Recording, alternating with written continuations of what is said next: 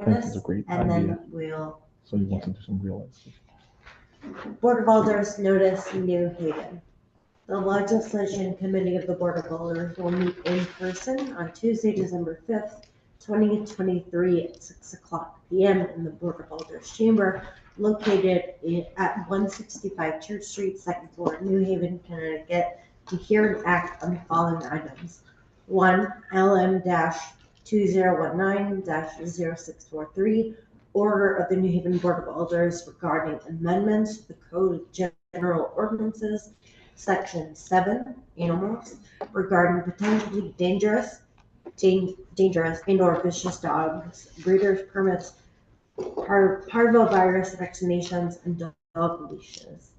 Number 2, LM-2017-0257, a request for a hearing on enabling the city to enforce city ordinances related to public space requirements. Number 3, LM-2021-0226, ordinance amendment of the New Haven Code of Ordinances requiring the removal of portable toilets from construction sites within 1 month of disuse and/or immediately after a building permit has been withdrawn. And 4, OR-2022-0022, ordinance amendment to the Code of Ordinances of the City of New Haven requiring notification of the area alder before closing off any city street for a parade or a special event. For order, Honorable Ellen Cupo, Chair, attest to Honorable Michael Smart, City Town Clerk.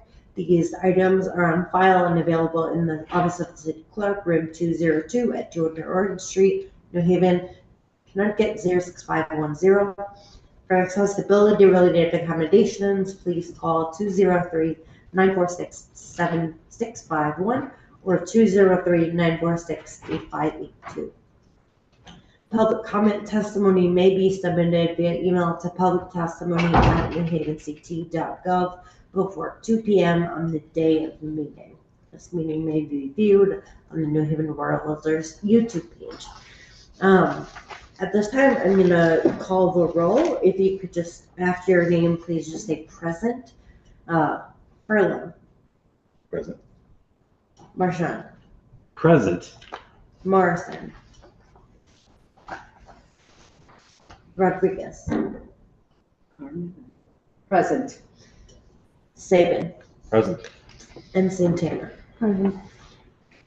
So we have a quorum. And I'm Ellen Cupo. I am also present. Thank you for that. So just a heads up that we are gonna, this committee will be passing over item 4, so we will not be hearing that item tonight. Let's begin with item number 1. If the makers of the item and those presenting would please come forward and join us at the table.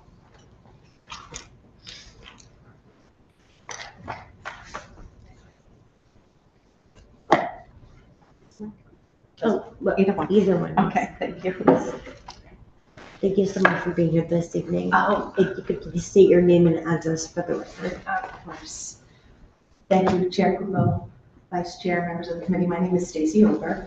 I am the New England Regional Manager of Government Relations for the American Kennel Club. And my address is 16 Silverleaf Lane in West Yarmouth, Massachusetts. I cover the 6 New England states in terms of supporting the American kennel clubs that are here. We are a nonprofit that is 137 years old. We're a recognized expert in canine training, breeding, responsible dog ownership, and we have more than 5,000 clubs across the country, including 57 that are here in Connecticut. I'm delighted to have been invited to come back after submitting a letter back in December of 2018 based on some ordinance changes that I believe were made by the city in response to a tragedy that had happened with a dangerous dog. And at the time, I had put forward, based on our experience with working closely with cities and towns around effective dog ordinances across the country. Our small but lean and mean department makes ourselves available based on what we've seen to be effective. So I had put forward a request to strengthen the ordinance in a number of ways, and there were three main components of that I'd like to speak to. One was to avoid the city undergoing some court challenge relative to the designation of dogs as potentially dangerous, or vicious. The current ordinance does not require written notice of that label on a dog, and due process under the Constitution would necessitate that a label like that, or categorization or treatment by the city, be put forward in writing based on our experience. And also the other suggestions were to ensure consistency with Connecticut law, and also your desire to strengthen public safety here in the city. So the second suggestion that I had made at the time was to, in the spirit of education, basically referencing that Connecticut state law has a strict liability statute. So anyone who owns a dog in Connecticut, and if that dog has caused injury or harm to another animal or person, they will be held strictly liable. And so probably more than anything you could put in your ordinance, to have your residents aware that that's the law in Connecticut, really from a policy standpoint, impresses upon dog owners that if they own a dog that they believe is a potential risk, or it has shown some aggressive behavior, that it is incumbent on them to control that dog and to make certain that there is no injury or harm, because they're going to be held strictly liable for that, which means no one needs to go to court and prove all of the elements of negligence, for instance. It's, if there's a harm, you're the owner, you're responsible. So that was the second suggestion. And I believe the last was, interestingly enough, in the Connecticut law, there are references to kennel that are commercial kennels, and those are basically overseen by the State Department of Agriculture. So there is a state license that is issued in the event that you are operating a boarding kennel or a grooming facility. Any public-facing operation or business is considered a commercial kennel. And frequently what happens is there is confusion, which is one of the reasons I think my position was created. There's confusion around commercial kennels and breeders versus anyone who is engaged in the hobby or the sport of owning a few dogs and enjoying those dogs in different sporting activities, maybe for purposes of improving the breed. They might on occasion breed a litter of puppies to the standard, and they may participate in conformation events, things of that nature. So I had put forward, for instance, in the spirit of wanting the ordinance to be consistent with Connecticut state law, a couple of suggestions on the ordinance. One, to clarify by adding a definition of commercial kennel. And then, I'll just quickly go through this. Your ordinance does define owner, but as you go through it, technical suggestion, it refers in some places to just person rather than owner. And of course, if you're a business, you could be an LLC or a corporation. So technically throughout the ordinance, it would strengthen it if you consistently refer to owner, because you did define owner as larger than just a person. It could include a business entity. So you'll see that is one of the suggestions. And then as I'm just turning the pages, it's a long one. And I think it's towards the back. At the time, I was pointing out that Connecticut General Statute, Section 22-344C, is where there is the kennel description for anyone that is a breeding facility that is breeding dogs in your jurisdiction. And the license would be issued by the city. And in that statutory language, it talks about the Department of Agriculture being the one to come in and inspect that kennel. And so I had referenced that statutory section and strengthened it in terms of noting in your ordinance that in fact the Department of Agriculture had responsibility for coming in and doing an inspection. When I got the call that you all were entertaining these suggested changes, which I'm grateful for, it's probably been a year plus an election and a pandemic, which got in the way of a normal course of business.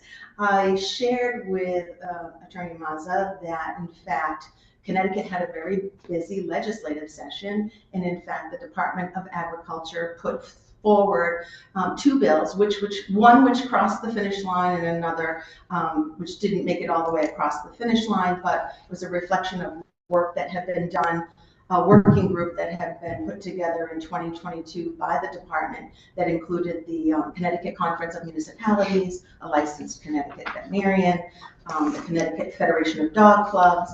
I was on the working group. So I wanted to speak to first the one that did pass, because that's what's important for tonight. Public Law 23-17, which I assume you all have in front of you. What I did bring, just in terms of emphasizing the confusion and why the department filed this bill, and others may want a copy of it. I brought 4 copies of it. And I can send it electronically. It's just a link to, the title section of the Connecticut General Laws in this section. And if you go down to the very bottom of the first page, for instance, there is section 22-342, and it's regarding kennel licenses, certain breeders to be licensed, inspection of kennel facilities, and penalties.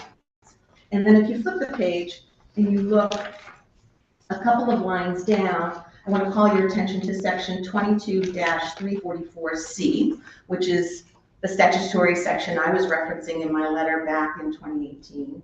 Licensure of breeding facilities by towns, standard of care for breeders of cats and dogs. Both sections referred to kennel and were causing some confusion, and also the Department of Agriculture approached the legislature to say, we believe that 344C is problematic as written because the license is being issued by cities and towns, but the statutory language is asking a different authority than the licensing authority to be the one responsible for coming in and enforcing the license. And so you have these two, you have the municipalities with jurisdiction because they're the one issuing the license, and then the language has the Department of Ag responsible for coming in, and they're saying, we don't have any authority to suspend a license, revoke a license, any of those things, because we didn't issue the license. So they wanted to clean this up, and what they chose to do was to clarify it by striking out completely 344C, which back in 2018 had been the section that I recommended you referencing. And so now, in the event that the committee is interested in revisiting the ordinance, it would make sense to reconcile that now this language has moved over strictly to 22-342.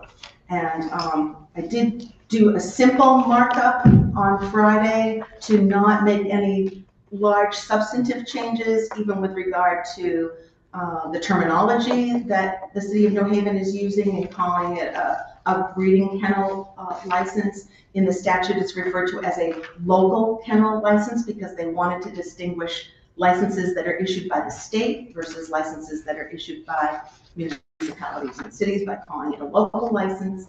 I left the terminology alone, but basically put forward suggestions that instead of referencing that the Department of Ag is going to do the inspection and the enforcement, to strike that and instead acknowledge that it's going to be your animal control department that would be doing inspections, which is probably how you've been operating anyway, or probably a lot of cities and towns have been operating that way anyhow. So it really was a cleanup that they had done.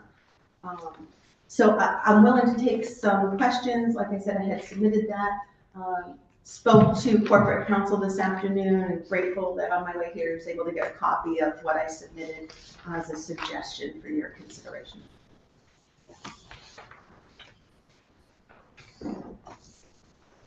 Are there any questions from the start? Madam Chair, perhaps we can hear from Corp Oh, Counsel. absolutely. My apologies, Attorney No Giovanelli. Please, Earl Giovanello, 600 Hawkins Road, Orange, Connecticut. Ms. Goldberg has been very helpful in keeping track of the changes in the law. And in June of this year, there was this change that repealed 22-344C, as she said. So the last version that was submitted has to be changed to conform to the new law from June. And Ms. Ober has suggested, and the basic change is now we're regulating facilities, local kennels that have 5 or more litters, as opposed to regulating people with 10 or more unneutered and unspayed dogs. Basically, we have to conform to the state law as it is now, and I fully support my office fully supports the changes she's suggesting. thank you so much for your thorough, best explanation. Thank you. I think it's important that we're in line with what the state, the state statutes,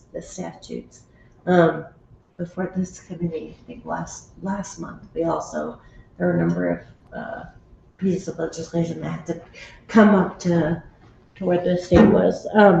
So yeah, at this time, are there any questions from the committee?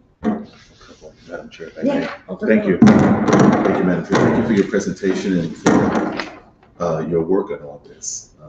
We appreciate that you did this and that we didn't have to. That's my job. I'm just wondering, under the section of animals, just to get your opinion on this.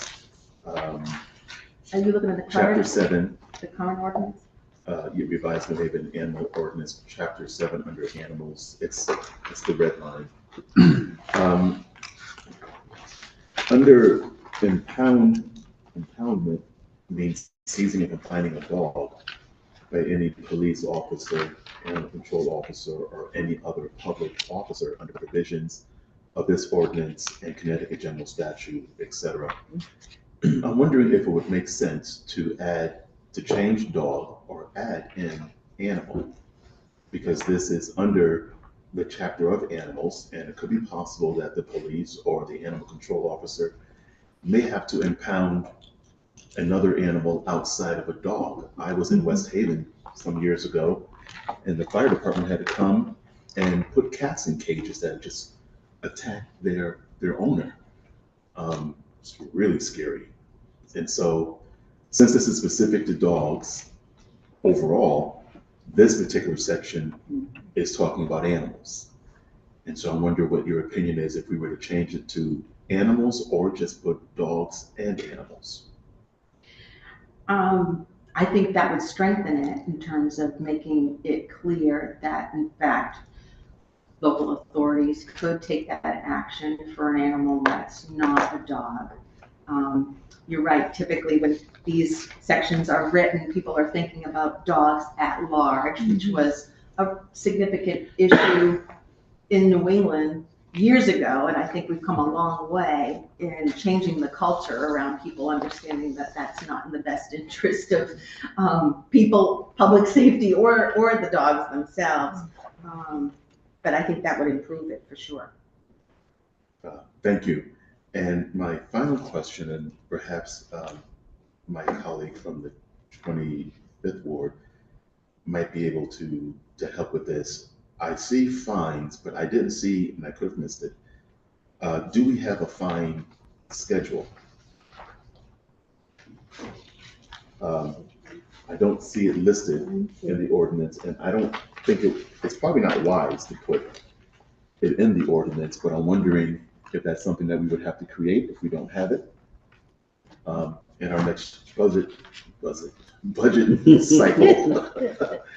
And if we don't have it, then that might put us on notice that if we are going to approve something with fines and fees, that's something that we would have to create perhaps separately.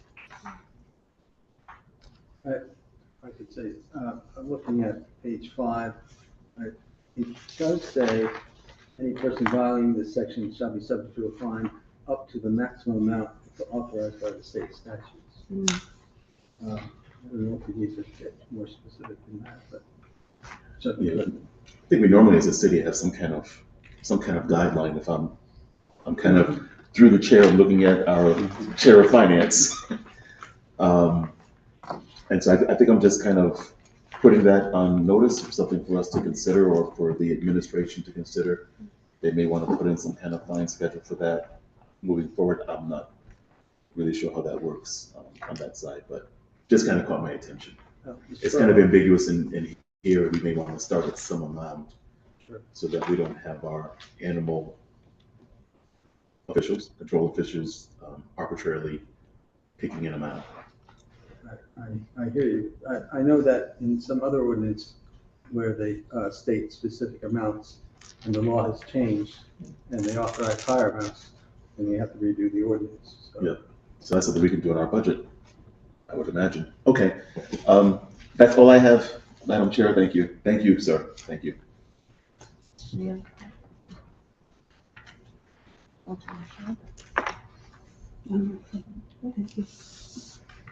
Thank you, Madam Chair. And I heard thoughtful points raised by a majority leader, and I think that's something that we should talk about with the administration as that team prepares its budget submission for March.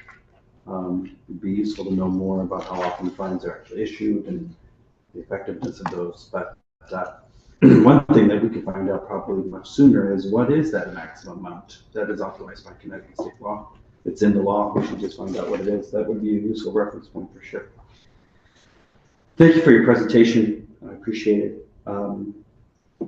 The portion that I was most interested in, or changes that got my interest, were the ones where you made changes to exclude some number of dog owners from some certain requirements. So for example, on page 21 of the marked up draft, page 15, it's page 21 of the packet, it's page 15 of the marked up, the original marked up version, section 7-18, breeding facility license required.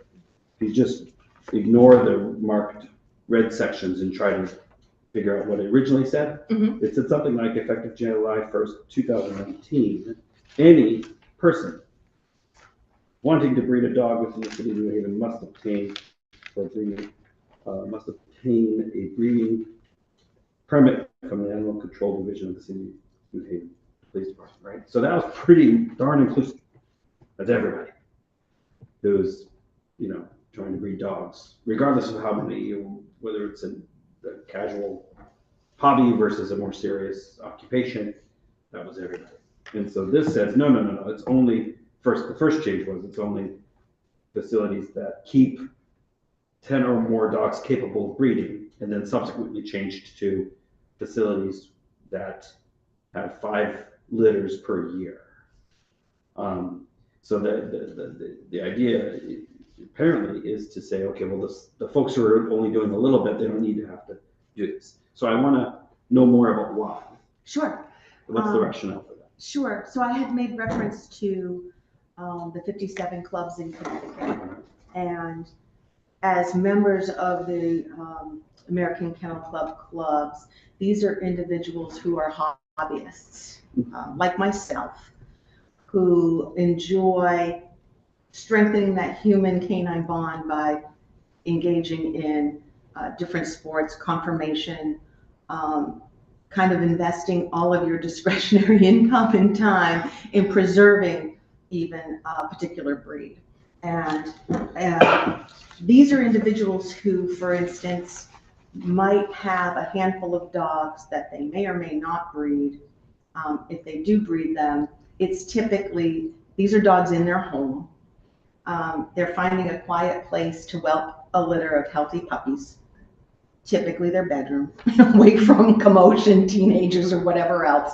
And so my understanding was that there was a desire to basically make sure that someone isn't operating a pet shop out of their home or running a commercial breeding enterprise for purposes of generating profit and income out of their home, and therefore needing the city to know about what you're doing and also have the control to say, this activity is only permitted in these certain zones. There's zoning that comes in, commercial zoning, implications and whatnot. And if you don't make the distinction between the two, it gets muddied around, are we having animal control go into people's residences to inspect their home? Are they counting, how many dogs they might have?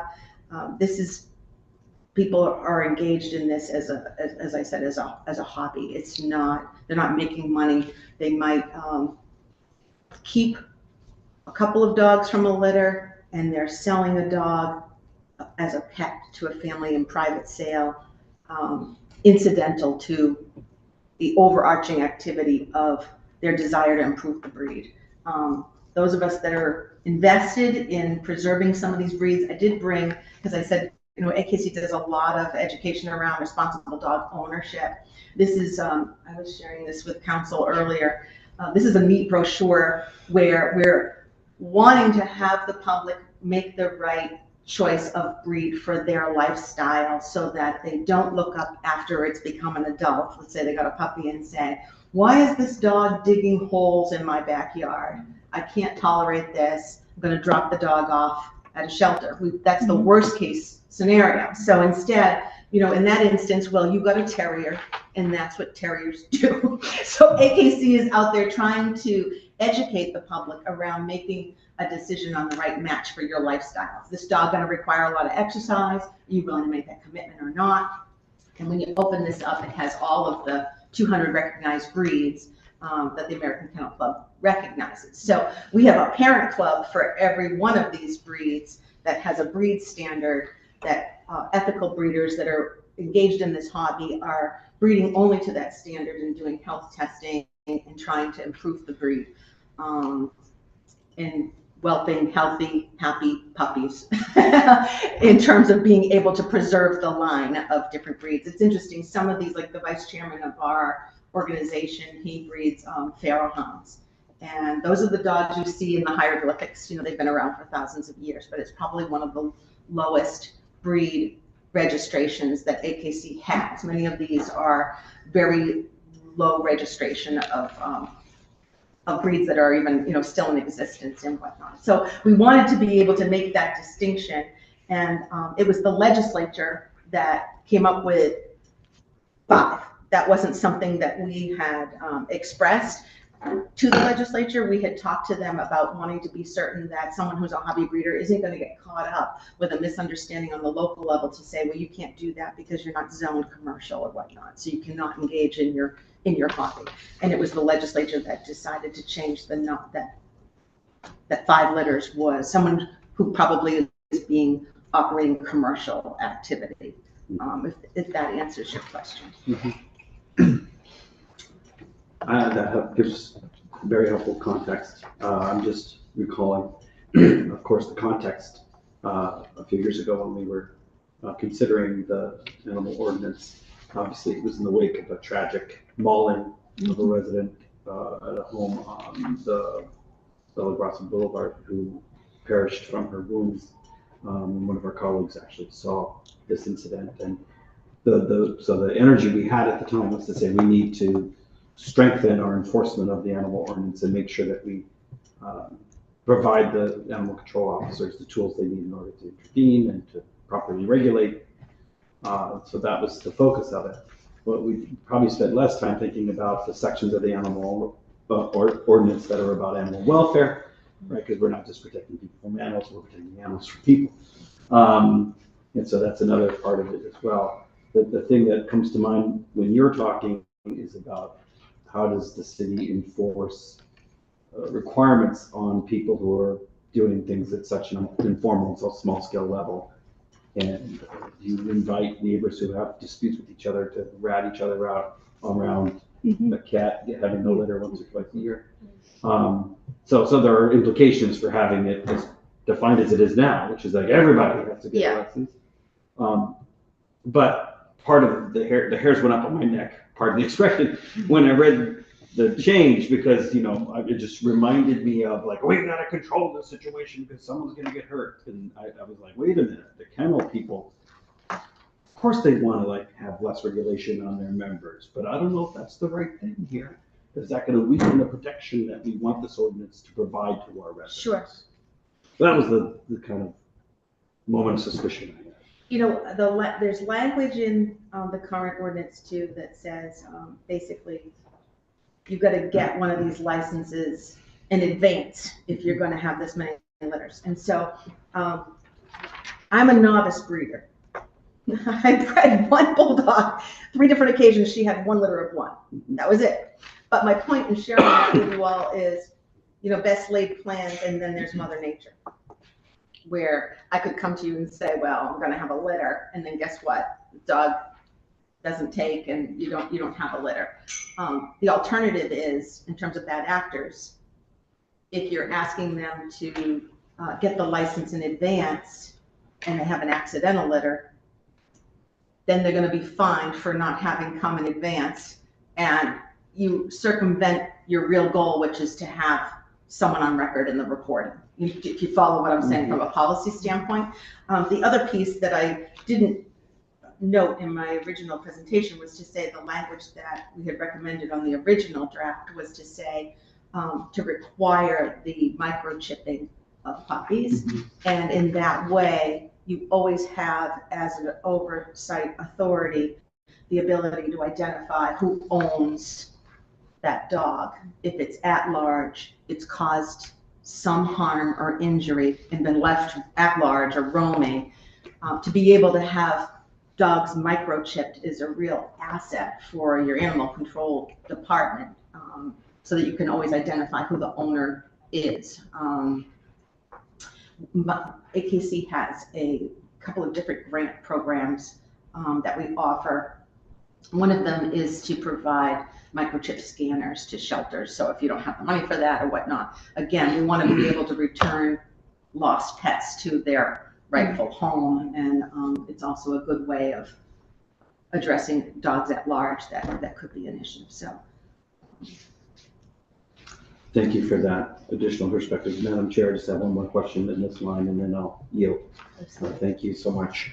I also noticed in the original marked up version, page 16, 17, and 18, that your proposed revision would completely eliminate litter permits. Yeah. And I think I can understand why, but I'd prefer you to tell us why. We haven't found that requiring litter permits is something that has enhanced enforcement in the jurisdictions that have put them in place. I'm not aware of litter permits in New England that are being utilized and enforced, but in our department, what the experience has been is that they're far more costly administratively to implement than providing any additional benefit back.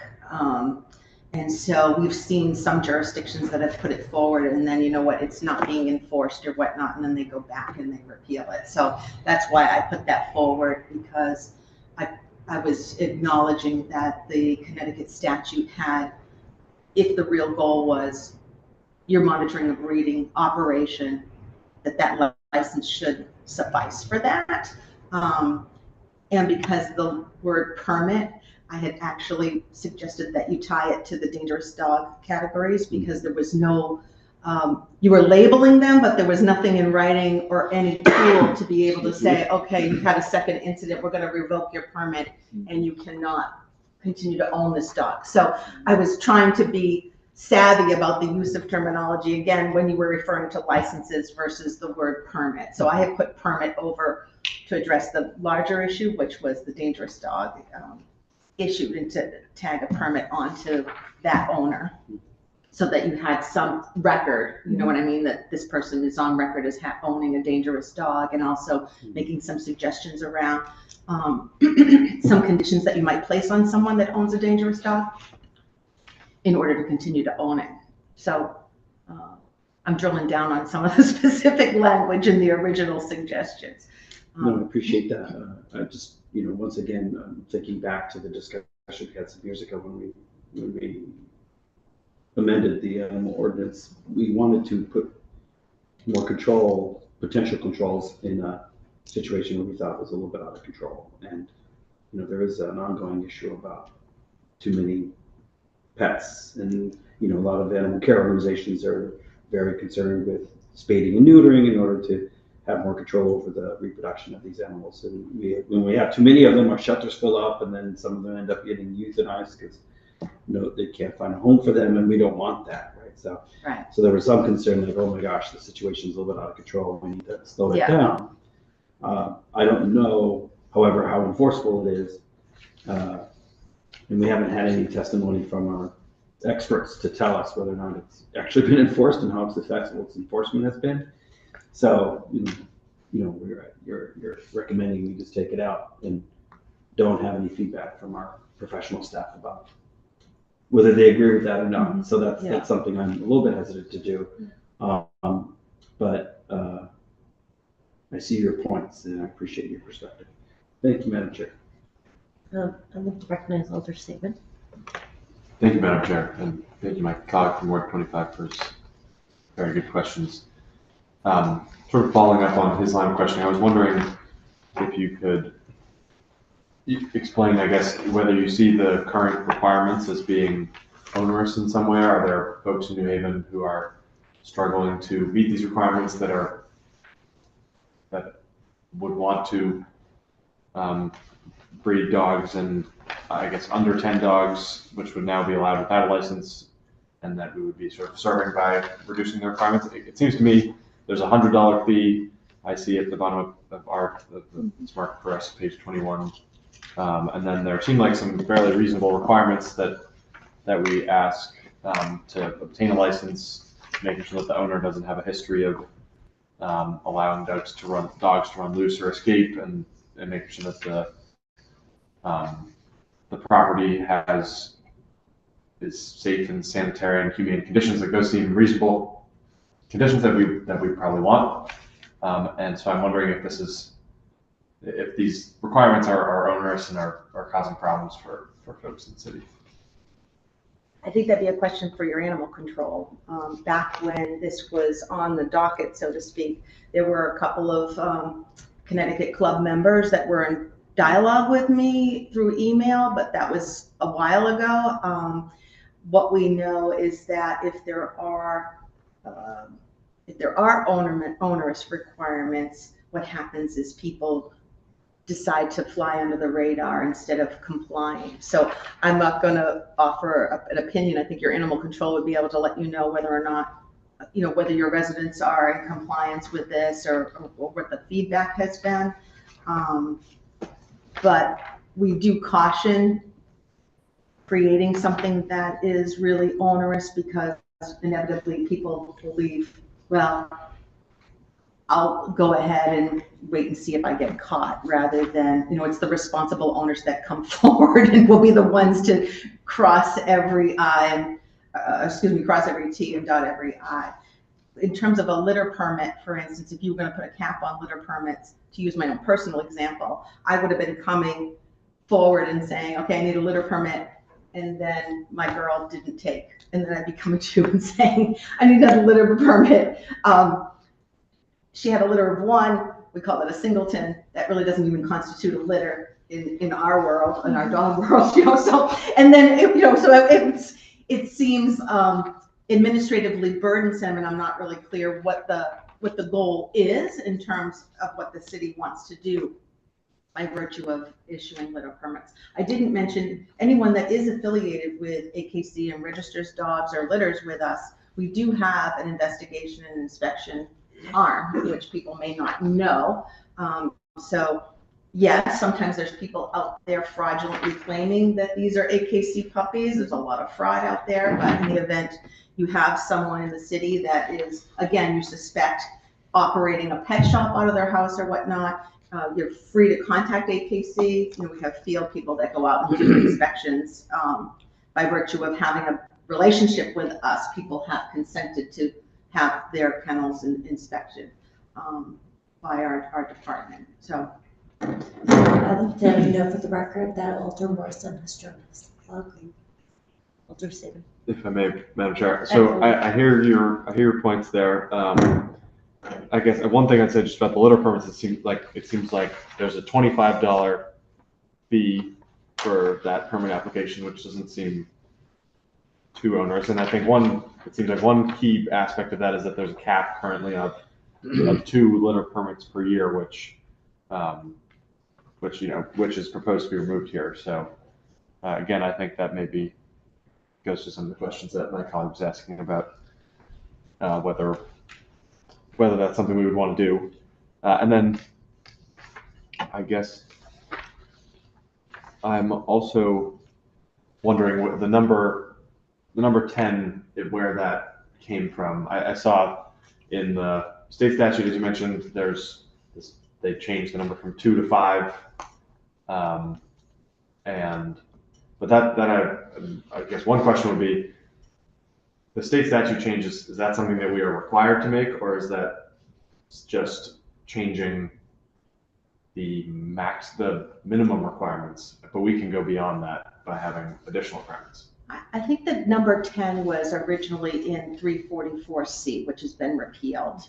And the 2 sections basically contradicted themselves and were very confusing, which is part of the issue that I believe the Department of Ag was trying to solve with the Connecticut Conference of Municipalities in terms of working this out and providing some clarity here. Just because you own dogs that are not spayed or neutered doesn't mean you're breeding them. As I had mentioned before, our hobbyists are engaged in developing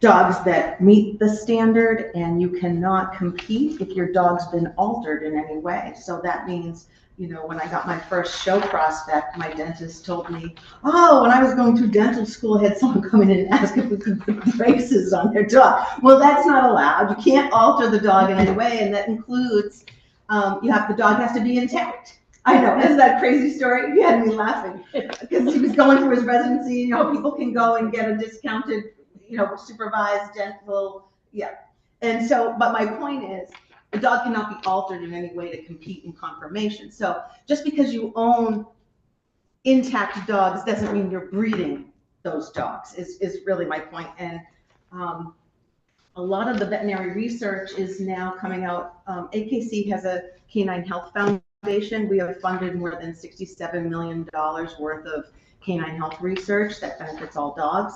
That goes to veterinarians that are doing health research. And the research that's coming out is that for some breeds, it creates chronic health problems for you to fix a dog early on in life, prior to them going through their adolescent phase and whatnot, just given the hormones. And there are some specific breeds that are showing cancers,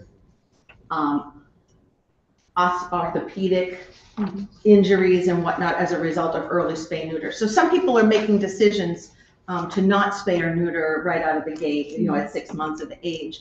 I think for me, what I'm curious about in terms of your experience here in New Haven is whether or not you have a dog overpopulation issue and whether that is the result of people that are breeding dogs. A lesser known dynamic, and the Department of Ag is one of the only states I'm aware of that collects this data, animal rescues that are importing dogs into the state of Connecticut for rehoming, bring in, I want to say over a 2-year period, I had gotten access to the data. It was like 27,000 animals that had been imported into Connecticut. And so it may be that some of these animals that you're seeing are being imported. I just met recently with the town of Barnstable, Massachusetts, and they were talking about a challenge around foster homes that were taking in up to 6 dogs and leaving them tied out for the day as they went off to work, and obviously creating a nuisance from barking, and that's inappropriate. So here you had a home that had a number of dogs that were fosters waiting to be rehomed. So they're all different issues, and I think different supply chains of dogs that are coming forward. And I'm not certain whether or not you have a clear picture that it really is the breeding of dogs by hobby breeders who traditionally have a contract with whatever family they place a puppy in a pet home to say if for any reason, financial or medical, or this dog doesn't work out, you're required to return that dog to the breeder. That's what a responsible breeder is. So the literature suggests, less than 1% of dogs in shelters and whatnot are purebred dogs, and that's part of the dynamic of those who are hobbyists that are not contributing to an overpopulation issue per se. But maybe you're having a different experience. I don't know. Thank you for the answer. I'll yield back to Chair. Evelyn, thank you. Yes. Thank you. In reference to the definitions on page 9, it talks about, it says wild animal means any animal which is prey, maitre, or wild by nature. It shall include but not limited to snakes, alligators, raccoons, other large or dangerous reptiles, tigers, lions, and so forth. My question is in reference to page 21, section 718, where it talks about breeding. Are the breeding requirements or expectations for dogs? I know that they cannot be similar as the breeding expectations or requirements for permits for snakes. Is that correct? I don't know. I don't have any information about snakes, and I'm assuming that the definition that you reference is, I'm assuming whoever drafted that probably took it from Connecticut statutory language, because this session it did come up. There was a bill that was referring to animal, and lawmakers were referencing all the different spots where Connecticut statute will define wild animal versus livestock. There's a couple of different definitions, so I'm assuming that, but I don't know anything about that. And the reason why I'm asking is because section 718, when we talk about animals here, as my colleague Alder Furlow has indicated about the word animal being used versus dogs, because it seems that this is primarily, this breeding and this section implies basically on dogs and cats. Thank you. Yeah, I think as I read it, it's about dogs, not animals, and that's an excellent point. Thank you. I don't believe I clearly answered your question, Alder Saban, about, I think the city of New Haven would have the prerogative to change that number in terms of you being a home rule state, and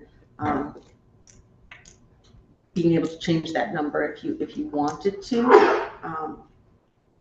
Yeah.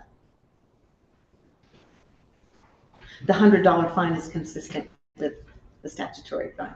I do know that. Thank you, Madam Chair. I guess my question was more if our current statute, if our current ordinance is required to be changed by state statute, or if it's just that we could change it to maybe better align it as you're sort of framing it. It seems to me, and maybe I'm looking at the wrong part of the state statute, but it seems like the state has not required us to make the changes that you're suggesting. I just wanted to be clear about whether we're doing something that we're required, whether these ordinance amendments would be doing something that we are required to do to be in compliance with state law, or whether we have discretion about whether to change them or not. Maybe That's a pretty, yeah, it might be a good answer. I can share based on my recent experience with a Connecticut town that's in court right now over a dog, an order to dispose of a dog. and what I've learned about that in terms of the balance of authority, but corporate counsel probably has a better answer to that than. I think when there's a specific enabling statute, you can't really rely on the home rule body of law. And to the extent this older version of the amendment relies on 22-344C, that has to be taken out because it's been repealed. So I think the only enabling statute we've got right now is 22-342. So we can't conflict with that. So it's, So I think we have to change it if we're going to have kennel licenses at all. We have to follow the state statute. okay. Interesting. Well, I'm gonna do some more reading. I'll deal back to you. Mr. Madam Chair. Any other questions? Thank you, Madam Chair. While my colleague is doing his legal research, I'll just ask him this obvious question. I'm just wondering, I have he's 2 years old now, a microchip German short-haired pointer, total spaz. Previous to him, I purchased from a local pet store an Italian Mastiff, who turned out to be a Cane Corsa. So when that was discovered, it was quite a fight to get them to take that dog back because it wasn't what they said it was, and extremely vicious. They said that the dog was probably crated too long in the pet store, and there's some kind of psychological thing that the crate does to the dog.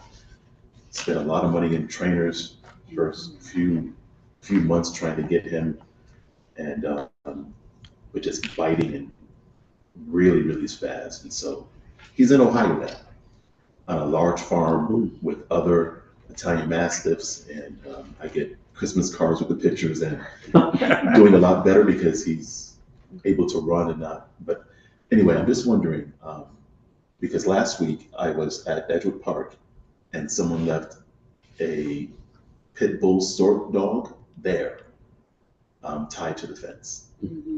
And so we were able to get the dog out and bring him to our animal control. But I'm just wondering, in your experience in other towns, how do they enforce dogs being microchipped, puppies in particular? If this dog had a microchip, because the vet did come and scan it, and there was no microchip in the dog in the park. And so that would have been something that would have been a cure for that. But in your experience in other cities, how is that enforced with puppies being microchipped? What I've seen is the most effective route is when there's state statute. So for instance, in New Hampshire, animal shelters and in Massachusetts are required to microchip any dog that gets rehomed out of the shelter before it gets rehomed. Massachusetts adopted in 2020 13 pages of regulations over animal shelters, and I'll give you just a reason why. If you adopt a dog and it has behavioral issues, let's say, typically families feel guilty about, okay, if I return this dog, is it going to be put down? They go through a lot of pain, suffering, financial loss, trainers or medication or whatever else trying to deal with it. And oftentimes they will bring the dog to a different shelter. And then we get a revolving door kind of a scenario where a dog that can't be adequately rehabilitated is in a revolving door situation, posing a real public safety risk to other families who are not made aware. So the Massachusetts regulations that were adopted now require even a disclosure statement, so that if you are adopting a dog, the shelter has to tell you whether or not the animal has a medical condition, what the estimated cost is to treat it. So for instance, if the dog had heartworm, that's a very expensive thing to treat. So you're not going to send it home and find out, oh, this is sick and I've got all these vet bills. Secondly, if the dog has a behavior history. They have to disclose that as well, and it's a signed copy. They're really very tight regulations to, again, in the interest of public safety, to prevent some of these things. And the microchip, I think, is an important piece. So you can speculate that whoever had that dog maybe felt as though, you know what, this dog is not rehabable, I don't know what to do with it. You know, what an unfortunate scenario in that case. And we know that there are a lot of feral or semi-feral dogs that are being brought up from the south. The culture down there is far more lackadaisical around having dogs at large that are running, roaming, having accidental litters. And some of them, you know, may be good. You can get a good dog at a shelter. I'm not trying to suggest you can't, but sometimes, you know, it's not always the way.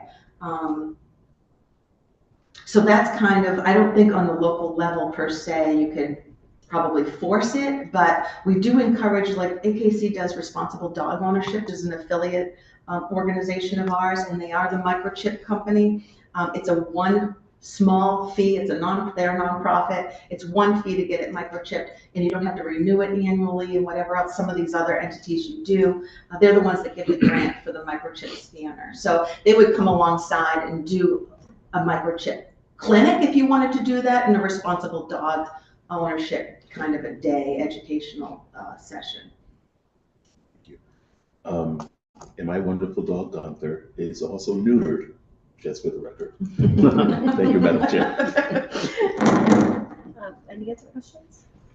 Thank you. Oh, A question for council, I guess. So your answer to my previous question made me, so I was wondering, so do you think that so your position is that we are required to change our ordinance to increase the number of dogs that you're allowed to have without a license to 10 dogs? Is that your position based on the state change in state statute? I'm not sure my position is basically we have to follow 22-342. That refers to an owner or keeper of dogs who breeds more than 5 litters of dogs. And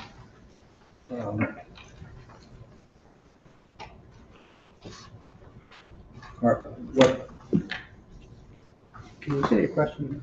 So I'm just wondering, the change in state statute says that it seems like it's a requirement in section 3 of 22-342.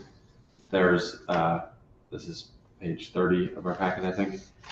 It's the requirement that was changed. There's a number that was changed from 2 litters of dogs to 5 litters of dogs. Okay. At which an owner or keeper of those dogs has to apply for a license. But it's not a requirement. That's a requirement on the owner. It's not a requirement that applies to the municipality. So I'm wondering whether we see that as being like affecting the number of dogs that somebody needs to have for us to be able to regulate them. Because I don't think that we were in compliance with this before necessarily, if we were requiring you to have a license for any number of dogs that were breeding, whereas the state statute previously said 2 litters.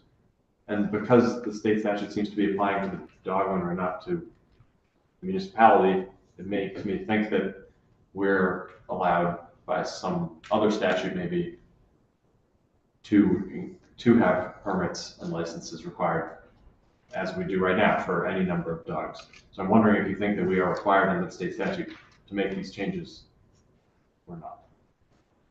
So to have a different requirement that doesn't conflict with 342? Well, it doesn't seem like to me necessarily that our current ordinance does conflict with 342, I guess. I'm just trying to figure out whether we're required to make these changes or not under the state statute, or whether the state statute is just trying to set out like minimum standards across the state for what can be done, but not what has to be done.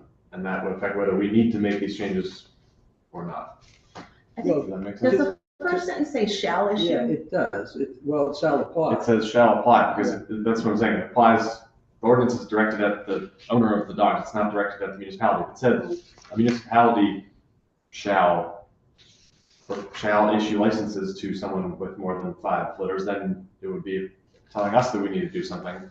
It seems to me like it's saying that all owners across the state, regardless of what municipality they live in, they need to get this license, which then means that their municipality has to offer that license probably. But if it's not telling us that we need to do something, then maybe we don't. It's not applying to us. Well, I just read this as if it's requiring the owner who has more than 5 litters of dogs annually to apply to the town clerk, then that necessarily requires the town clerk to have such an application. Right, but does it not, but does that mean that we can't require a license for somebody with fewer than 5 litters, is the question? Because that's what we do right now. I'm just trying to figure out is what we have right now Well, not in compliance with state law? I don't have the language of the repealed 22-344C in front of me, I do have it, yeah. but I suspect that that's what we based the prior version on. Well, there's in the statute that was here before, it said 2 litters of dogs was the minimum. Right. And then it was changed to 5. Right, that's 342. Right, but But I'm wondering what the provisions of 344C were that gave us the right to Keeping 10 and more. keeping 10 or more. I think it's 344CD. Any person keeping 10 or more unneutered or unspayed dogs capable of breeding, it has that provision. And I think that was the enabling statute that allowed the prior language. And now that this has been repealed, I don't think there is an enabling statute that would allow that. And I think the general home rule doctrine doesn't apply if there's a specific statute. And this seems to be now, we seem to be guided just by 22-342. So, I mean, I could do some more research on it, but my initial impression is we were relying on 344C before, and now we can't because it's been repealed. I think too, you run the risk of a challenge around whether or not your ordinance is vague or ambiguous because you've got a state law and then you're not referencing the state law and you're using different terminology, then it becomes for the public, what are we supposed to be doing? The state law says this, city says this. From a legal standpoint, you do want some consistencies so that the public has clarity around what it is you're expecting of them. I think if the city found that, yes, people are complying with the license and they've been doing 2 litters or, whatever your experience has been, the statute probably lets you make it more strict. But I don't know that you want to not reference this section of the statutory section at all. That's where the fine is listed. Like that's where it's basically saying that your municipal animal control is responsible for enforcing it. That's where you get the authority to enforce the license. So if you don't reference it at all and you've got terminology that doesn't reflect state law, I think you leave yourself open to a challenge. That would be my impression. thank you. Alderman Shaw. Thank you, Madam Chair. And of course, our city never gets challenged at all in court. No? Well, I don't know. You tell me. You did. That was a joke. Okay. Not very funny. I had a nerve. Is that what you're telling me? Okay. Not very funny either. So I think, I think your argument is compelling that we ought to use the same kinds of terminology and standards as what's in the state law. I think to be more specific, the question, if I might just take my colleague's question and sharpen it a bit, can we make it 4 litters per year as opposed to 5? or 3 litters per year. So now we're using the same terminology, not number of breedable animals, but number of litters per year. Can we say, well, we're going to adopt a stricter standard using the same terminology, quoting this section of state law, but we're going to bring it down to 4 or 3 or whatever? Yeah, Um, if it was Massachusetts, I could tell you absolutely yes, but I would defer to council in terms of covering 6 states. I can't keep them all straight around their home rule and how it works, so yeah, I would defer to council. And that's just on the question of what is defensible and puts us on a sound legal footing. It's also a question about what's practical. And unfortunately, we don't have the animal control officers here right now to tell us what has been practical. So that gives me a little bit of pause in terms of wanting to go too far in our changes. But I think it makes sense to use the same kinds of terms and formats that are in the state statute. And if I had another question, Madam Chair, I don't remember what it is, so we'll go back to you. Thank you. Well, thank you so much for your presentation, Ms. Silver. And we appreciate you being here, and I think now we'll open up for public comment. If you wouldn't mind just taking a seat. Of course. And happy to make myself available if there are future questions. I could even join you virtually now that we've met. I'm happy to do that if it's helpful to you all. Thank you so Thank you. much. So at this time, I'll ask if there are any members of the public who are wishing to testify on this item. For a second time, if there are any members of the public present wishing to testify on this item. And for a third time, if there's any members of the public wishing to testify on this item. Seeing none, we will move to item number 2. A request for a hearing on enabling the city to enforce city ordinances related to public space requirements. I do not believe there's anyone here to present on the item. Would the makers of the item please come forward?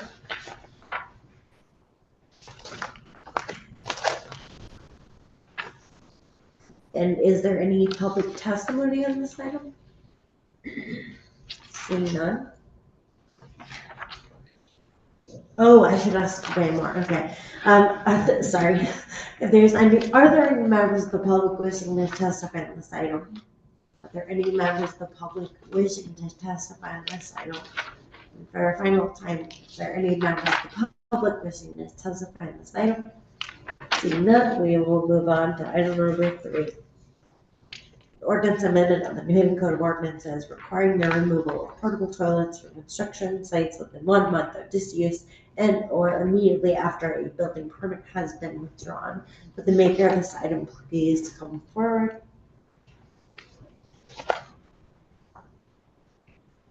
And I will ask if there is there anyone present from the public wishing to testify on this item? For a second time, is there anyone from the public present wishing to testify on this item? And for a third time, is there any member of the public present wishing to testify on this item? Alderman Mershon. Madam Chair, I move that we close the public hearing portion of this meeting. Second. The item has been moved in second. All those in favor, say aye. Aye. Any opposed? Any abstentions? We have closed the public portion. And now a motion to approve. Alderman Mershon. Madam Chair, I move item 2 as a read and file. Second. The item has been moved in second. Discussion. Alderman Mershon. Thank you, Madam Chair. This item called for a public hearing. We offered that opportunity. No one came. And so I think it's appropriate to read and file it, ask the full board to read and file it. Of course, folks can always come back with a subsequent request for another hearing if they wish. But I think it makes sense to recommend the full board vote to read and file it. Thank you, Madam Chair. Thank you, I agree. Is there any further discussion on the read and file? Seeing none, all those in favor say aye. Aye. Any nays? Any abstentions? Item passes. Alderman Mershon. Madam Chair, I move item 3 as a read and file. Second. Item has been moved in second. Discussion. Alderman Morrison. I just wanted to mention this, well, so this is an item that came from, a woman that was in my ward before the lines changed. And, I know she's not here, I just found that out, she moved away. But, this was in relation to, there was a construction project that basically has been going on for like 15 years. And the porta potty is still out there, and she lives in a really small house, and that's all she could see is this porta potty. And so it was really disturbing to her for her quality of life. So that's what this whole thing was about. But she's not here, I mean, to speak on her behalf, but as her former alder, I did want to at least put into the record the reason why she asked for this to be looked at. So thank you, Madam Chair. Any further discussion? Alderman Shaw. Thank you, Madam Chair. I'm moving it as a reading file simply because there's a title here, but there's no actual ordinance. And so there's nothing really we can do with it aside from hear it and then read and file it. But if other residents or members of our body or members of the staff wish to pursue this issue, there's always an opportunity to do that. We just need to have an actual ordinance in front of us in order to consider it fully. Thank you, Madam Chair. Alderman Fairwell. Thank you, Madam Chair. I am in support of this item as a read and file, and I'd just like to state that I'm going to take up this cause and submit it as a formal communication in our next session. Thank you, Madam Chair. Thank you, Alderman Fairwell. Any further discussion? Seeing none, on the read to file, all those in favor say aye. Aye. Any opposed? Any abstentions? The item passes. Alderman Marchand. Madam Chair, for the purposes of discussion, I move item 1. Second. The item has been moved in second discussion. Alderman Marchand. Thank you, Madam Chair. It was very interesting to read the proposed changes. It was interesting to have the discussion tonight. It brought back some memories of a time when we were looking at this in the wake of that horrific mauling. I think that the proponent made several very good points. The thing that I'm a little bit concerned about is when we're considering changes to the ordinance, we need to also hear from the folks who are on the ground dealing with the phenomenon that we're looking to regulate. And we didn't hear from those folks. And so, I don't want to just say, well, those regulatory changes make sense without having more information from the ground about, from the people who are actually dealing with vicious dogs, for example. And this issue is of great interest to all of us. It certainly is to me. We actually had an incident this summer where a young family were walking the dog on Elmwood Road, and a very mean dog from another house came out of the fence and attacked the kids, and then attacked the kid's dog, and that dog then passed away from its wounds. And so, it's something that does happen from time to time, and we do want to have good, strong ordinances around the treatment of animals, both their proper humane treatment, but also their proper control when there's problems.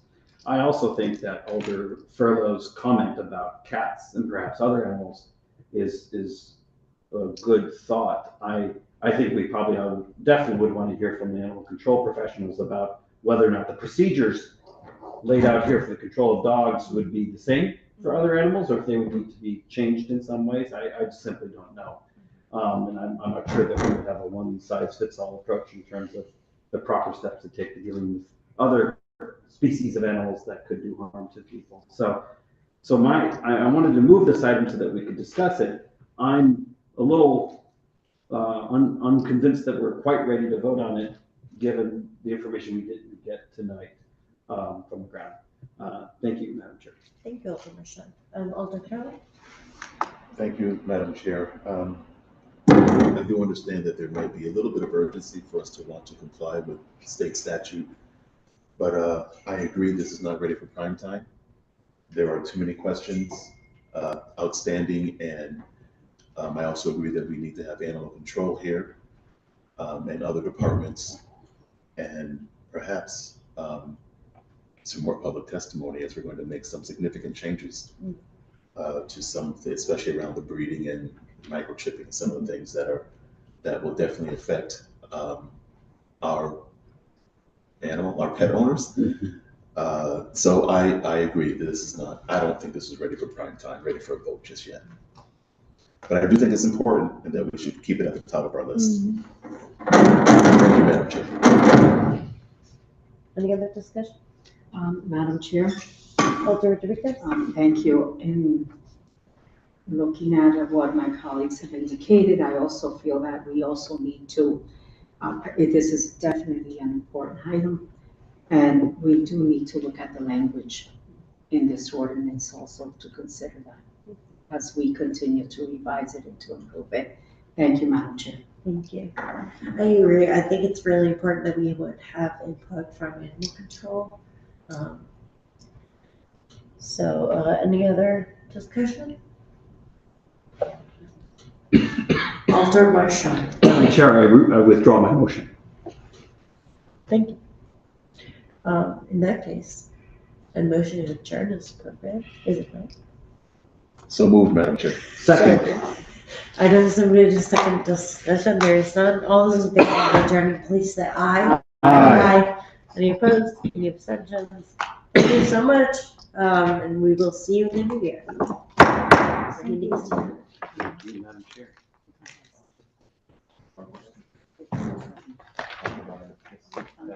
Oh, ¿qué quiere? ¿Cuánto pasa? Ok, no te preocupes.